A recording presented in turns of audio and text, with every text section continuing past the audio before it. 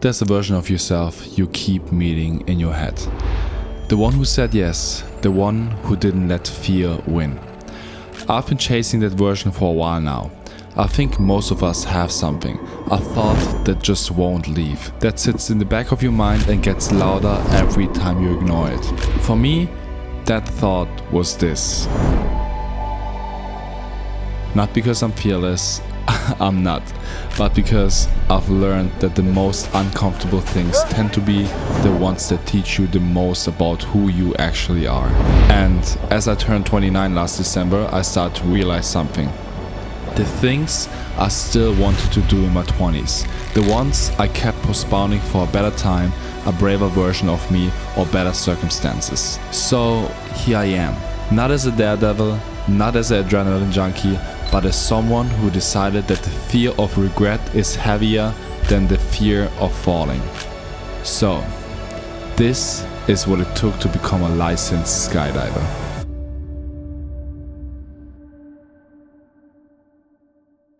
Alright, good morning from Boituva in Brazil.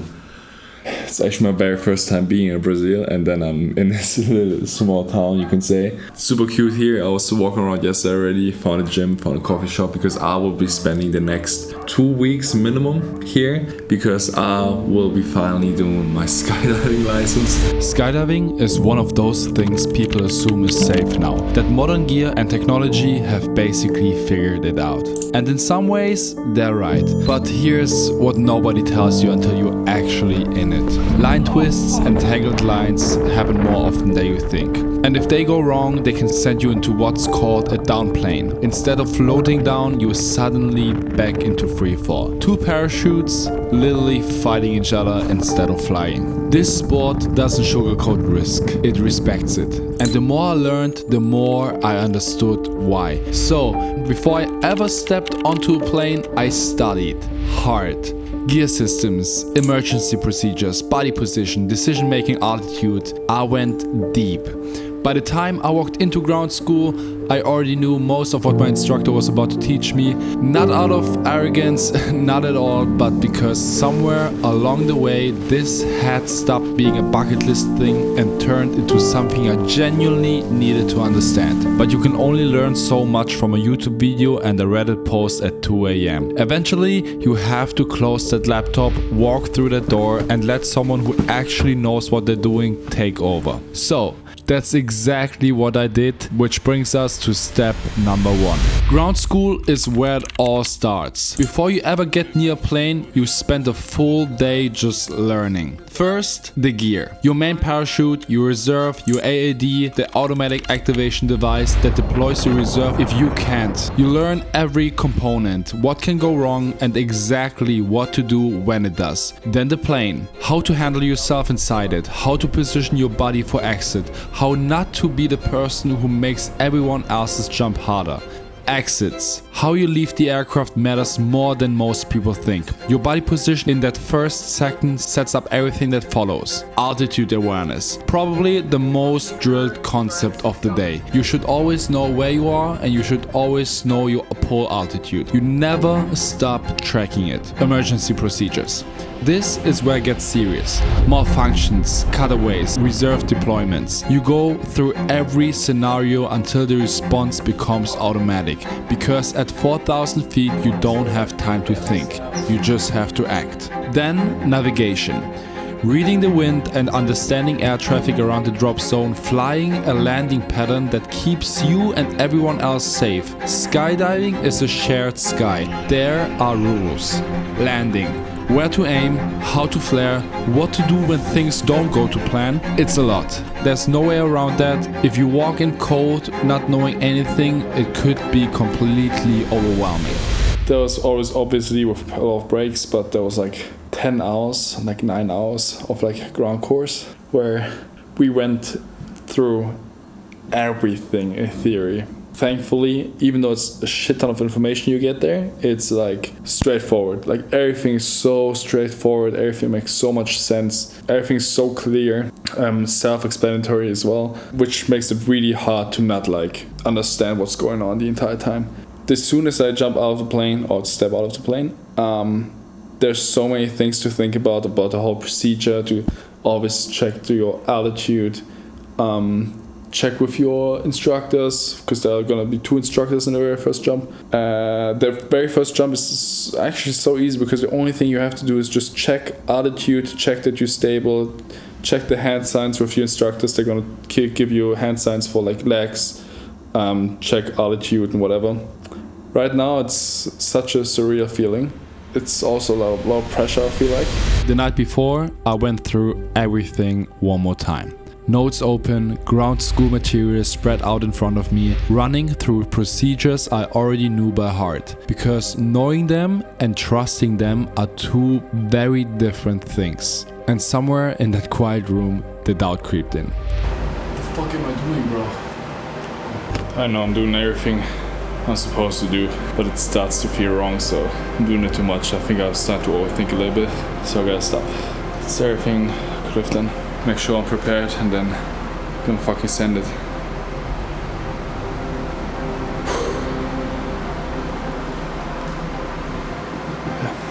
Fear is a very strange thing when it finally gets specific.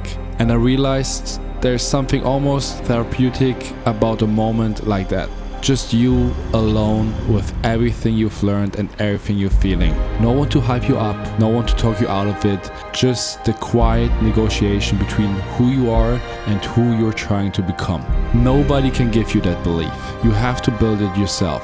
Brick by brick, page by page, breath by breath. I closed my notes and just tried to sleep. Because tomorrow was real.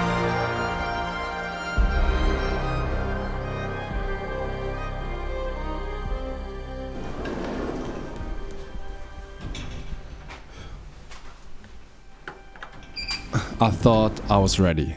I watched hundreds of jumps online. I visualized it so many times that I could feel the free fall before I ever stepped on a plane. I had the theory down, I knew the body position, the altitude, the pull sequence. What I didn't prepare for was the walk up to the plane.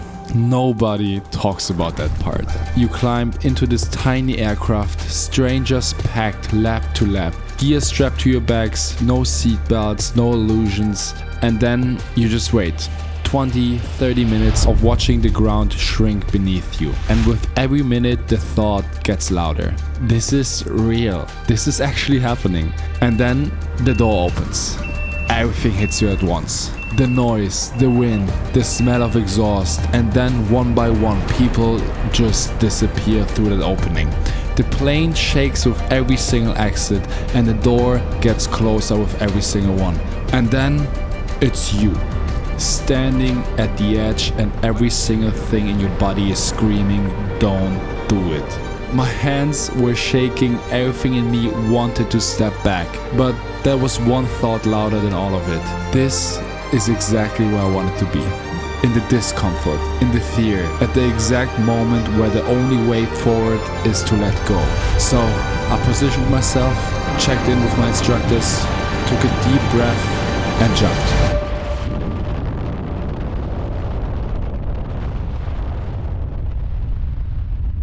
And just like that, everything went quiet. Not silent, but clear. No fear left, no second guessing, just me fully present. More focused than I'd ever been in years. Adjusting my position, listening to the feedback, doing what I trained to do until it was time to pull. The canopy opened, the world slowed down, and under this parachute, floating above everything, I realized I had just done the thing I dreamed about what felt like a lifetime. And this was only jump 1. I also landed on a tree in my first jump, but we don't have a video of that, so it technically never happened. Just did my first jump. It's fucking scary as fuck. On the way up, it was cool, it was calm, I was nervous, scared, but I was like calm the entire time, which is cool. The moment the fucking door opens up, that's like go time. I was like, fuck, okay, now I gotta perform, right? Dude, door opened, I jump. Everything is like blank for a hot second because you feel it's like completely new sensation. Wind, free fall, more than just like 5 seconds cliff diving. It was wild, bro. Felt like my body was not 100% under control, and I was bored. Like I kept checking the altitude. Dude, I was like, oh yeah, I got time. The first 5-10 seconds. Dude, after 10 seconds when you reach the terminal speed, dude, it happens so fast. Dude, I check every 2 seconds. I'm like down another 1,000, like it's fucked. And then it was like already a 6,000, so pulled. Dude, I don't know. I feel like first jump is out of the way, but I feel like the second jump is gonna be even scarier because now I know what's gonna happen. The second jump was scarier than the first. Not because anything went wrong, but because my brain now knew exactly what was coming. The first time you can almost hide behind the shock of it all. The second time you walk to the plane with full knowledge of what's about to happen. And that's a different kind of fear entirely. But I kept showing up because that's what the AFF program requires. 8 levels, 8 jumps, each one building on the last. New skills, new challenges, higher standards, and you don't move forward until you pass. Level 1 and 2 are about survival. 2 instructors jump with you, 1 on each side, physically holding on. You're not really flying yet, you're being guided through the sky while you try to remember everything you learned and convince your body to trust the process. Altitude checks, practice pulls, basic body position. It sounds simple. Up there, nothing feels simple. Level 3, same setup, 2 instructors, but now you're expected to hold your position on your own. They're there if something goes wrong, but the responsibility is shifting. Then comes level 4 and 5. 1 instructor now, 1 hand instead of 2. The safety net gets smaller and the expectations get bigger. You start working on turns, movement and deliberate control. You're not just surviving the jump anymore, you're actually learning to fly. And then level 6. No instructor at the door, no one helping you exit, no one stabilizing you in the first second of free fall. You leave that plane completely alone and whatever happens next is entirely on you. And something shifted on that jump. For the first time since I started the whole thing, it wasn't just an exam. It wasn't about overcoming fear or pushing my way through another 60 seconds. For the first time, I felt confident. In myself, in the equipment, and in what I was doing. For the first time, it was actually fun. Level 7 is where everything comes together. This is the last coach jump before the license, and it shows. Turns deliberate, controlled, exactly where you want to go. Recovery from an unstable position, because the sky doesn't always cooperate and you need to prove you can handle it when it doesn't. A track with putting distance between yourself and others. A dock, and finally opening your parachute in a controlled, calm, deliberate position. This is the jump where you stop feeling like a student and start feeling like a proper skydiver.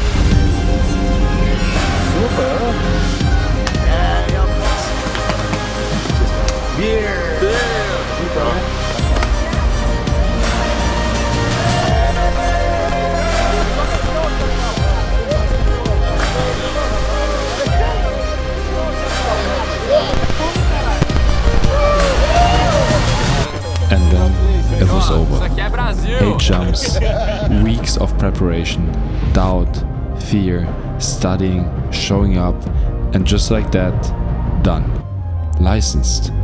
I remember standing there thinking it would feel bigger somehow, more dramatic, but accomplishing something you worked that hard for is strangely quiet at first. It just settles. And the first thing I wanted to do, the very first thing, was to call my brother. Not to post it, not to film a reaction, just calling him. And I think that says something about what moments like this actually are. You chase these goals for yourself. You do the work alone. You face the fear alone. And you earn it alone. But the moment you get there, the first instinct is to reach for someone who is close to you. To share it. Because what's the point of becoming someone new if the people who matter are not a part of it?